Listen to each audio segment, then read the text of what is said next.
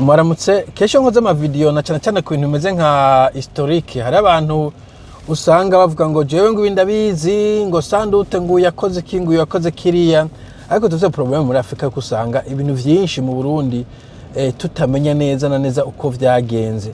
Washaka ko warasoma igitabo ca naka canke wumvirije radio runaka canke raporo ya ONU n'ibindi, mugabo vyose ntuvyemere nka Bible. Kubera iki?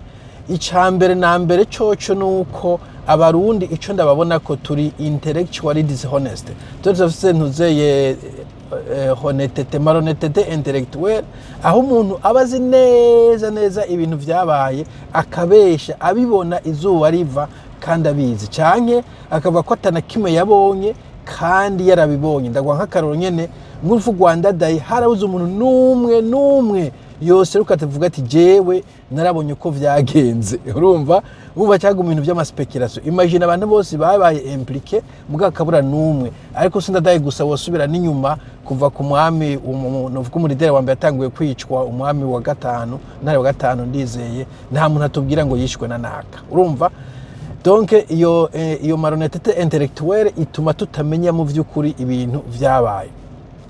Icya kabiri nuvuga ko bijanye n'ivyo aba historie bacu bari biaisé, bari bahengamye. Abantu bakoze bandika ni nkubona n'aba economiste babaha ijambo bavuga ngo Burundi burakize, bavuga ngo n'aba expert. Bijya bintu bituma udashobora kumenya mu vy'ukuri uko ibintu vyifashe haba mu kahise mbere no muri kubu.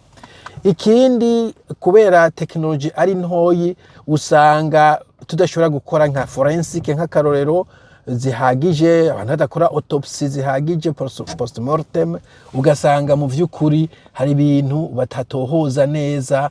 Murabona abantu bavuga ngo amaraporo ya ONU egira komeye, mugabo n'abantu baba diplomate dimo baba bureaucrate ataco banezwe baza mu Burundi bagakoresha ama interview. Abantu batatu babonye samples, nta muntu baza makoyo sample izihe, mwagiye mu ntara zingahe, abo bantu ninde yaba batoreye. Urumva ni nka surveys, ntabwo ari research, ntabwo ari enquête, ni ibintu vy'ama surveys. Bakabaza abantu batatu bane batanu, rimwe bashobora kuba influenced n'abari ku butegetsi canke influenced n'ama organisation yabatumye ko, ugasanga niyo raporo mu bisanzwe ntabwo woyizera ijana kwijana. Nta enquête scientifique bakoze, nta forensic bakoze. Eske barahamburiye ndadaye barasura baramupima ibiki, eske barafasha ama communication hagati yaba na bariya communication z'aba electronique canke écrite.